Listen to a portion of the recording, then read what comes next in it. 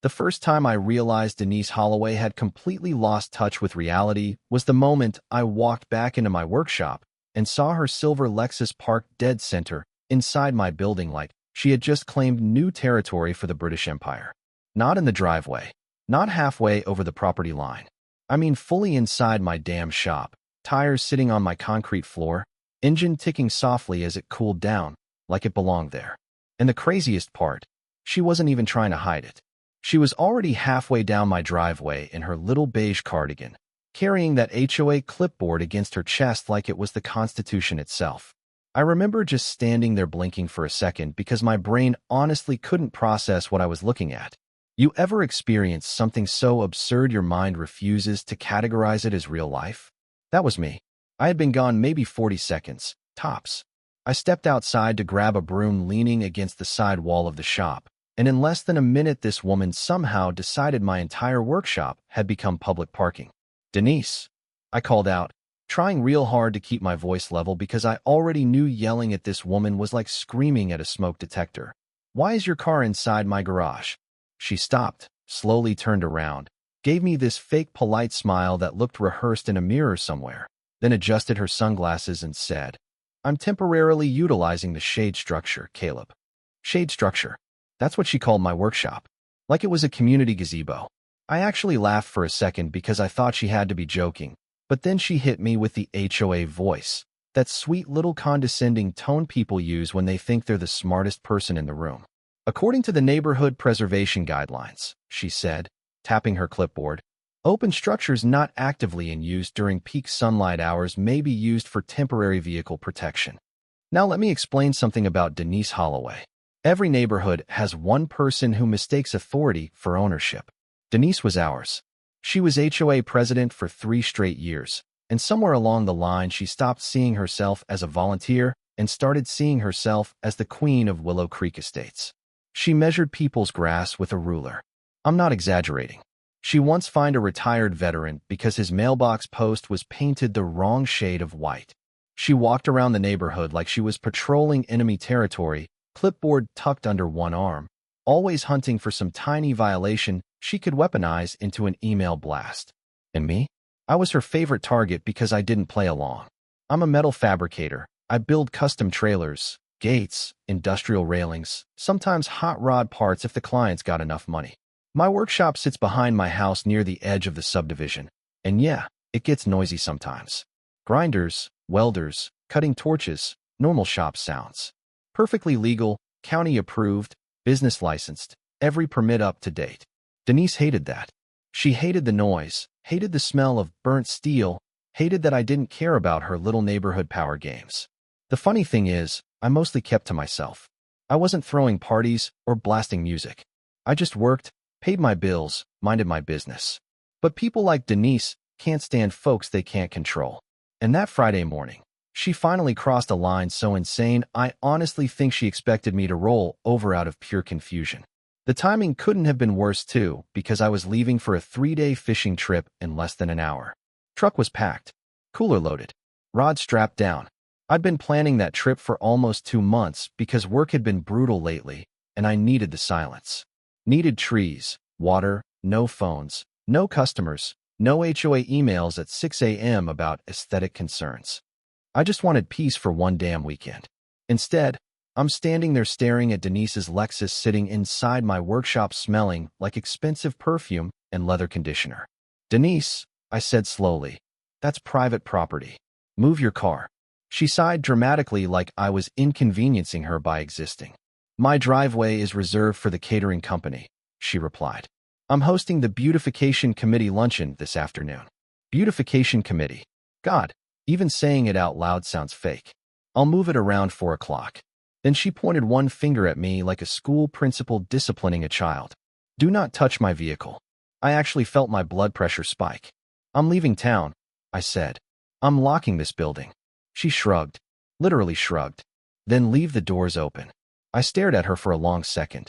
"You want me to leave my entire workshop open for 3 days because you parked inside it?"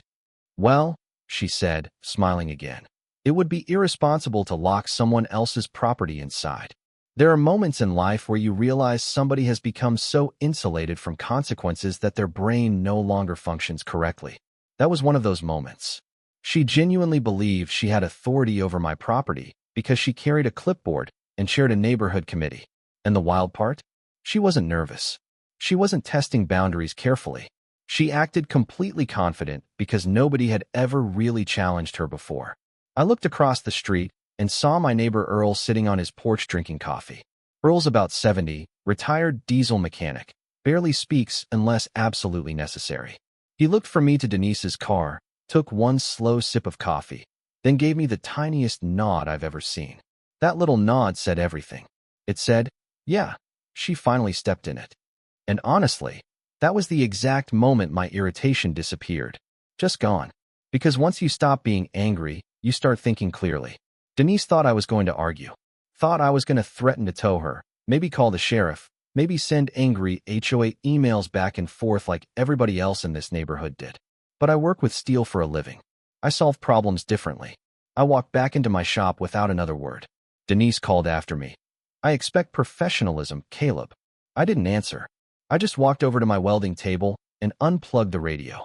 The silence inside that workshop suddenly felt real heavy. I remember staring at her SUV for a few seconds while the sunlight came through the open bay doors and reflected off the polished paint.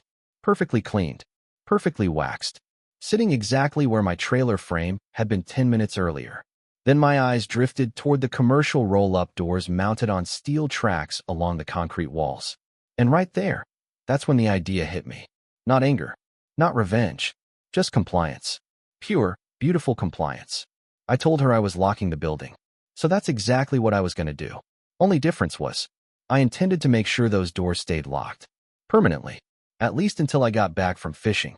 I walked over to the scrap pile and pulled out 4 thick sections of square steel tubing, heavy structural stuff left over from a trailer project.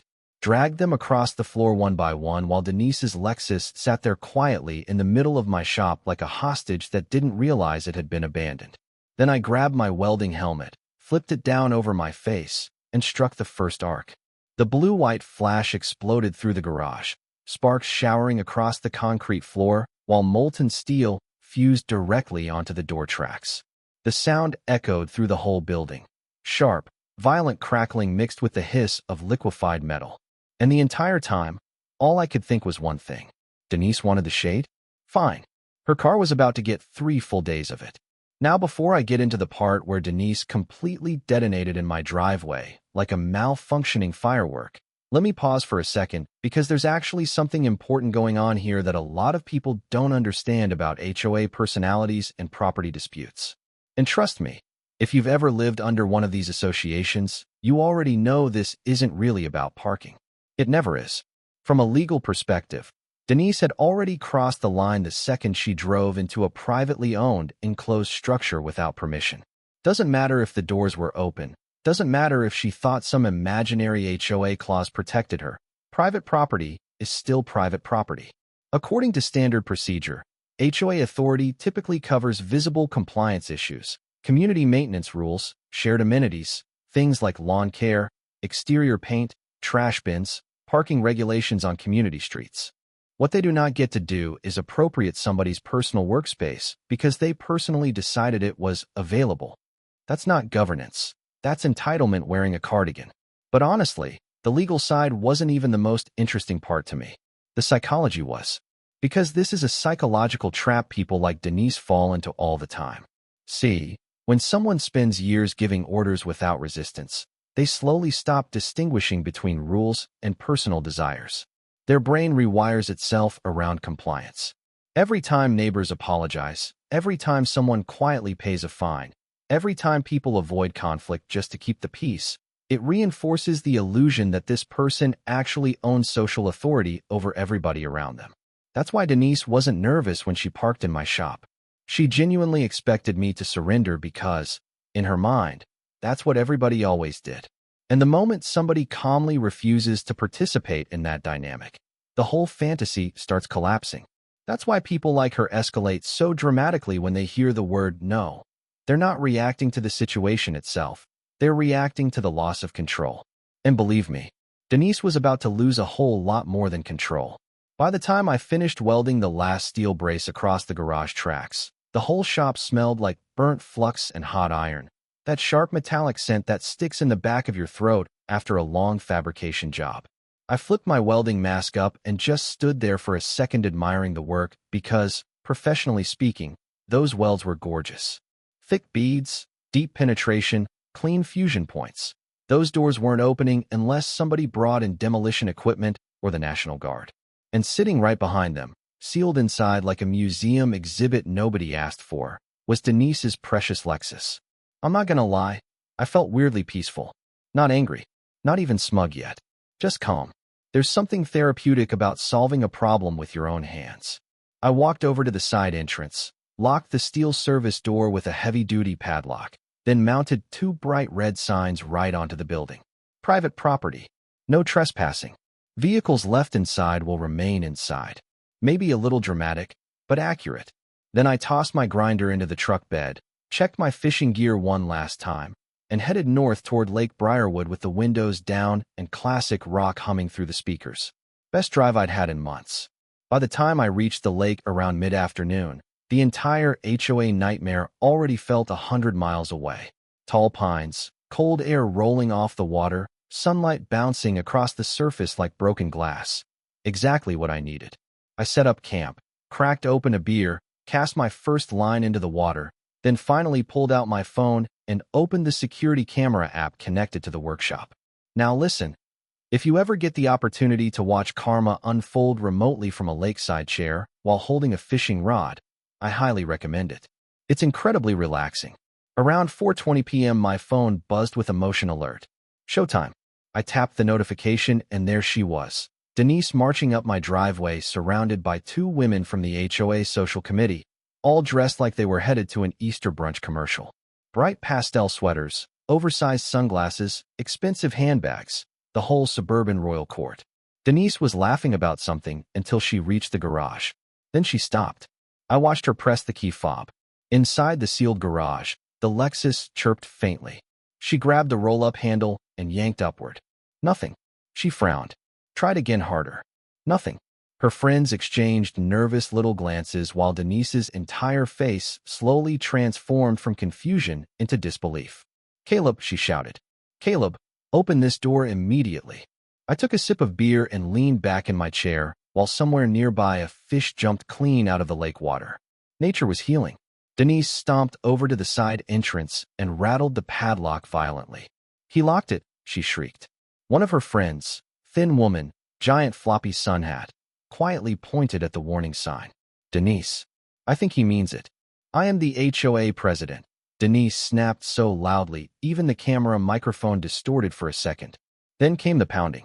Both fists slamming against corrugated steel over and over while she screamed my name like I owed her child support. You gotta understand, people like Denise survive entirely on social pressure.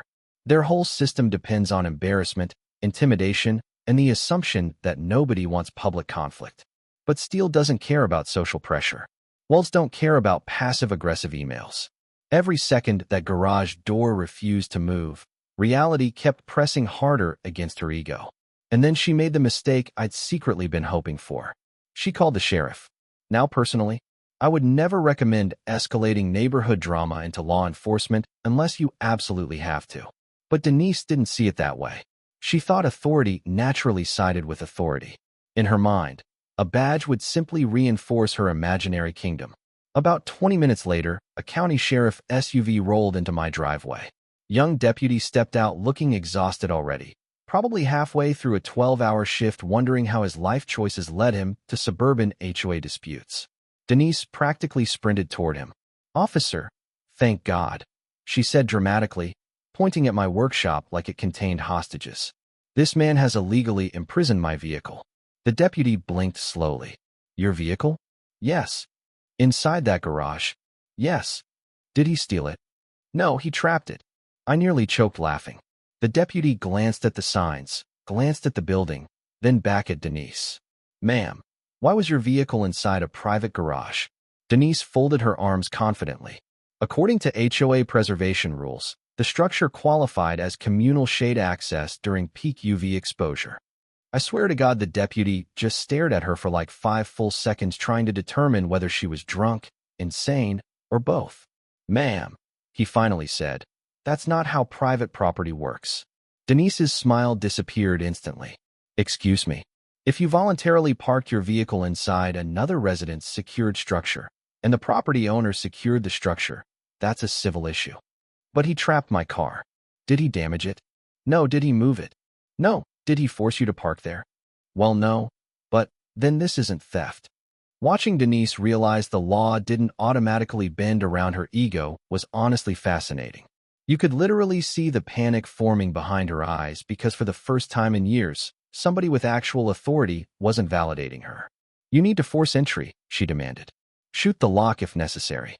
The deputy physically leaned backward. "I am absolutely not shooting a padlock over a parking disagreement." At that point, one of Denise's friends actually started backing away toward the sidewalk like she sensed an incoming explosion. Smart woman, because Denise finally snapped. The second the deputy returned to his vehicle and drove off, she spun around toward the garage door, breathing hard enough to fog her sunglasses. She stared at those welded steel tracks for a long moment while her entire body trembled with rage. Then she screamed. Not yelled. Screamed. Full volume. Raw emotional system failure. And before either of her friends could stop her, Denise hauled back and kicked the garage door with everything she had. Now remember, commercial steel door. Reinforced tracks. Structural tubing welded solid across both sides. And Denise? Tiny little pointed heels with all the structural integrity of a toothpick. The impact echoed through the entire driveway like somebody hit a church bell with a baseball bat. For about half a second, she looked victorious. Then the pain hit. Her mouth opened in complete silent shock before she let out this awful high-pitched shriek and started hopping backward, clutching her foot. One shoe flew clean off into the grass. She bounced twice trying to keep balance, hit the slight slope beside the driveway, and completely wiped out. Clipboard launched into the air. Papers everywhere. One of her friends gasped loud enough for the microphone to catch it perfectly. I laughed so hard sitting there by the lake, I nearly dumped my beer into the water. I mean ugly laughing. Full body laughing. Somewhere behind me a couple in another campsite probably thought I was losing my mind. Denise eventually staggered back to her feet covered in grass clippings and humiliation while her friends tried unsuccessfully to help gather all the scattered HOA paperwork blowing across my yard. And the best part? The camera caught every second in crystal clear HD. The entire rest of the weekend turned into this ongoing masterpiece of escalating desperation. Denise came back twice Saturday. Once alone around midnight wearing a bathrobe while another sheriff supervisor explained, again, that he could not legally break into somebody's private building because she regretted parking there. Sunday morning she returned with what looked like her brother-in-law carrying bolt cutters, but the second they saw the welded steel braces through the side window, they gave up immediately. At one point, she actually taped a handwritten notice to my garage demanding immediate vehicle release under authority of the HOA executive board. Earl stole it 30 minutes later and used it to line his birdcage. By Sunday evening, I finally headed home feeling more rested than I had in years. As I pulled into the neighborhood, Earl was sitting on his porch drinking sweet tea, watching the sunset. Quiet weekend? I asked. He snorted. Hell no. I grabbed my angle grinder from the truck bed and walked toward the workshop while Denise stood at the edge of her driveway, watching me like a woman witnessing the return of a war criminal. Gone was the perfect makeup and power walk confidence. Hair tied back messy. Sweatpants. No clipboard. No entourage. Just pure exhaustion. I unlocked the side door, stepped inside the dark garage, and fired up the grinder. Sparks exploded everywhere while the cutting wheel chewed through my welds one by one. Took about 10 minutes total. Finally, the last brace dropped loose onto the concrete floor with a loud metallic crash. I rolled the garage door upward slowly, and cool evening air rushed inside. Denise didn't say a word.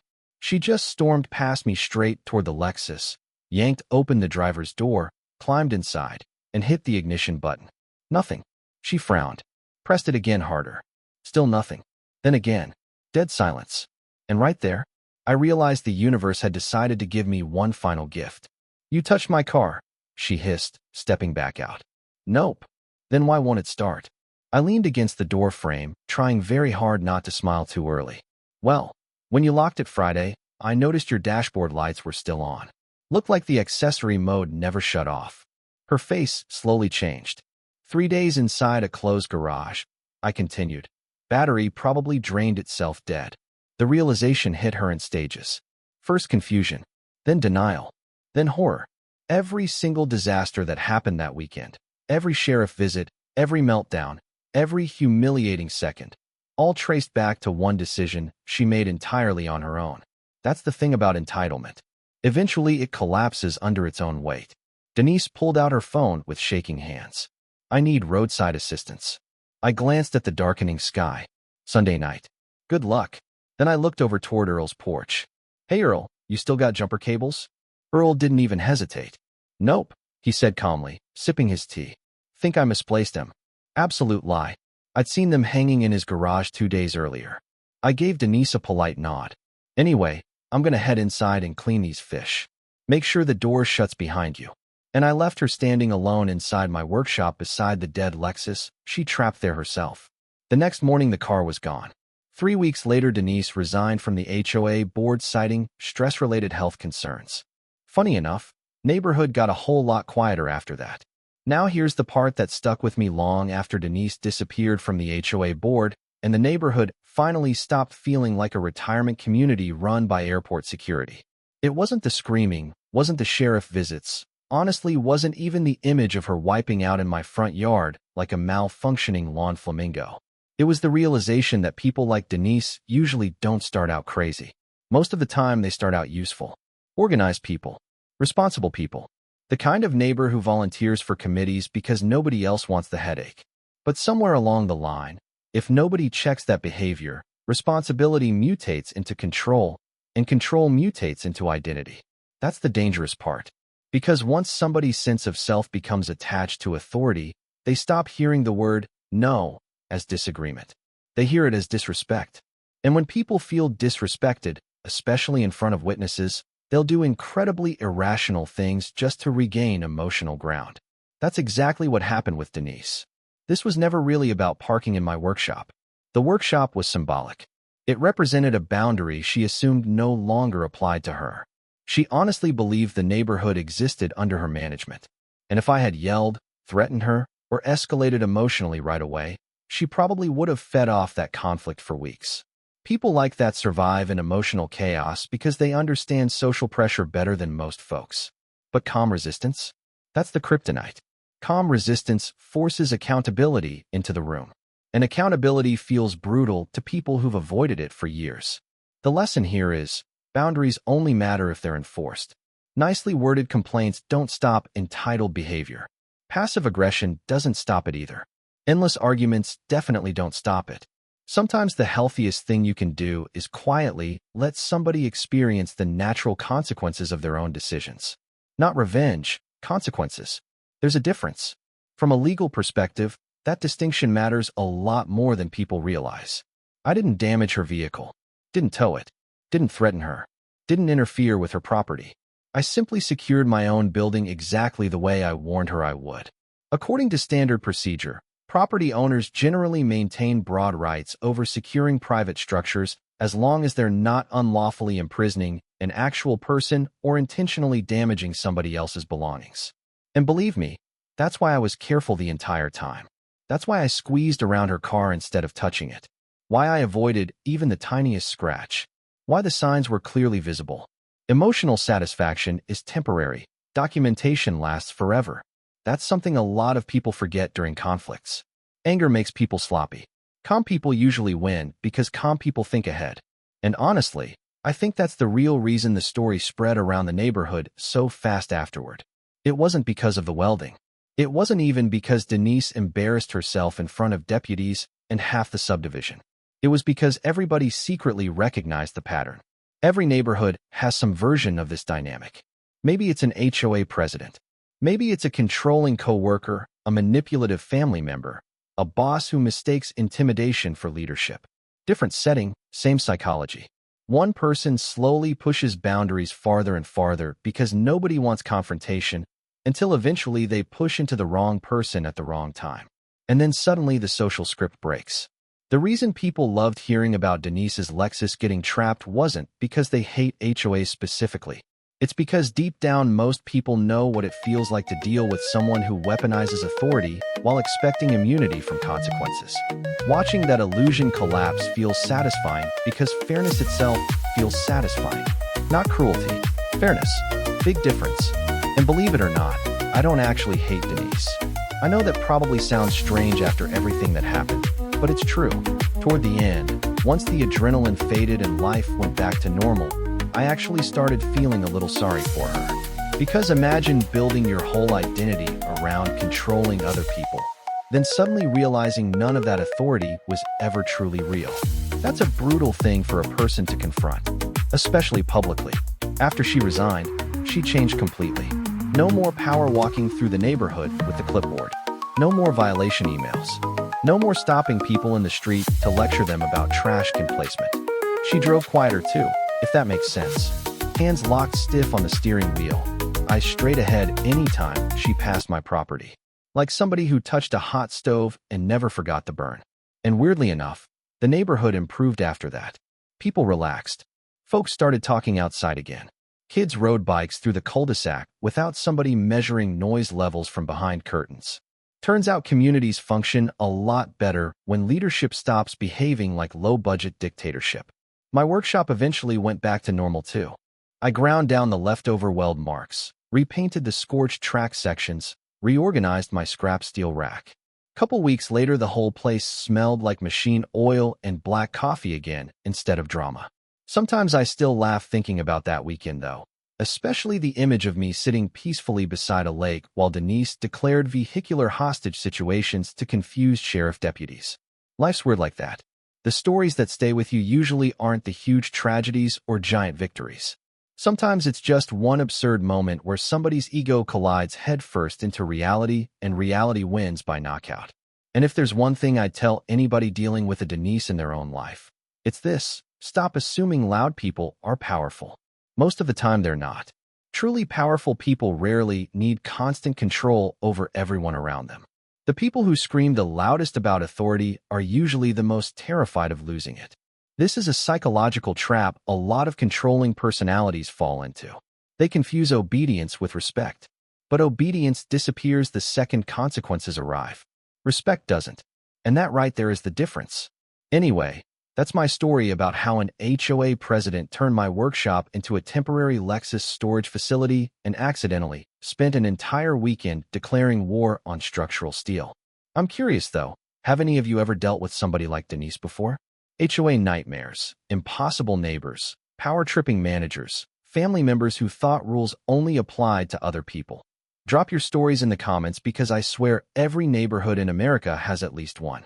And honestly, sometimes the best stories come from the people who finally decided not to back down anymore.